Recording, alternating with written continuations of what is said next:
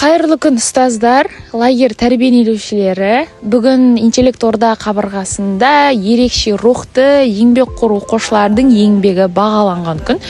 Бүгін кеште біз тек талантты ғана емес, дарынды, сонымен талмай еңбектенген, ізденген оқушылармен сырласатын боламыз. Бүгінгі біздің сұрағымыз: дарын не нәрсенің нәтижесі, табиғаттың сыйы ма, әлде еңбек пе деген сұраққа оқушылардан жауап алатын боламыз. Бізбен бірге болыңыздар. Үшін еңбек пен таланттың қайсысы маңызды?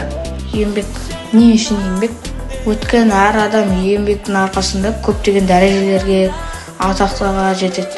Көптеген футболист, әнші, олардың барлығы еңбектің арқасында көптеген жетістіктерге жетіп, өз армандарына қол жеткізіп жатыр. Жетістік ол мен үшін ол үлкен белес. Өйткені мен үшін жетістік мені алға қарай итереді, және де мені үлкен белестерден көрсете береді. Біздің келесі қатысушымыз Маликова Айнар. Айнар, саған қоятын сауалым: өзіңді табысты сезінген кезің болды ма? Не себепті? Менің табысты жетістігім менің олимпиадада алған алғыс хатым. Мен сонда да алғыс хат алсам да өзіме сенімдімін. Болашақта бұл алғыс хатымның орнын жүлдеме өтеймін деп ойлаймын. Олимпиадаларды көп қатысамын деп ойлаймын. Және көптеп дайындаламын. Осы жаз бойы сол олимпиадаға дайындаламын. Себебі мен өзіме сенемін. Республикалық деңгейде жүлделі болып көрінгім келеді. Ата-анамның мақтанышы болып, олимпиададан жыл сайын жеңгім келеді. Сен үшін сол табысты жетістік саналады да? Жақсы. Лагерь әсерін тигізіп жатыр ма сол табысты жетістікке жетуге? Лагерь әсерін тигізеді, себебі мен лагерьде өзімнің апайымды көрдім, яғни Ләззат Амантаевна. Ол маған олимпиаданың сұрақтарын қайталап қойды. Мен есіме түсіріп, тағы да олимпиаданың сұрақтарына жауап беруге тырыстым.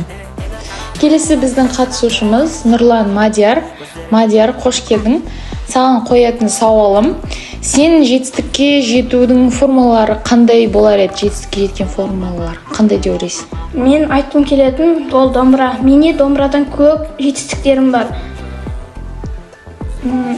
Қалай жеттің ол жетістіктерге? Маған Ахмет ағайым көмектесті сол жетістіктерге жетуге. Маған көптеген күйлер үйретті. Мен сол күйлердің арқасында көп жетістіктерге жеттім. Біздің қонағымыз Қамидолла Гүлфайра, 6-шы сынып оқушысы. Саған қоятын сауалым: сенің бір сәт болды ма қолымнан келмейді деген, және оны қалай жеңдің қолынан келмейді деген? Болды да? Мен гастрольге барған кезде мен қолымнан келмейді деп ойладым. Ауданға бардың, да? Иә, ауданға. Қандай жарыстан бардың? Жұлдызай. Жұлдызайдан өлең айтып, нешінші орын алдың? 2-ші орын алдым. Жетекшім Айгерім Тасемер қызының қолдауымен алдым. Сол жетекшінің арқасында сондай жетістікке жеттің. Ол кісіге алғысымды береміз. Жақсы. Мажор лагеріміз. Жақсы. Рахмет. Біздің қонағымыз Асхат Аделя. Аделя, саған лагерь ұнап жатыр ма? Иә, маған ұнап жатыр.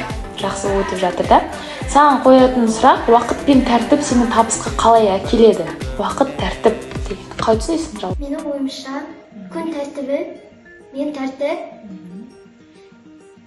таңертең ерте тұру, бет-қолымды жуу, жуыну, тамақ ішу, сосын сабаққа кетіп. Сабаққа өзің дайындаласың сабаққа? Иә, Ешкі демейміз, көрмеймізсің, да? Қай сабақ жақсы көресің? ағылшын тілін жақсы көріп. Осы лагерь көмектесті ме саған дайындалуға? Көмектесіп жатыр. Қалай көмектесіп жатыр? Кім көмектесіп жатыр? Гүлнұр апай. Гүлнұр апайым көмектесіп жатыр, да? Қалай өтті сабақ? Ұнады ма? Ұнады. Келесі біздің қонағымыз Қанат Уағат. Уағат, саған лагеріміз ұнап жатыр ма? Жақсы өтіп жатыр. Жақсы өтіп жатыр, да? Саған қоятын сұрағым: Саған сенім артқан адамдар бар ма? Сен үшін саған көмектесетін? Сыныптасым досым Азиз. Азиз саған сенім артады да? Қалай сенім артады? Қалай сезінесің сол әсерді? Азиз әр ісіме қолдау білдіріп отырады. Дарын ол туа біткен қабілет емес, ізденіспен табандылықтан тұрады. Еңбектің нәтижесі 1% таланттан, 99% еңбектен тұрады. Сіздермен бірге болған интеллект орда кешінің подкасты осымен аяқталды. Бізбен бірге болғандарыңызға рахмет.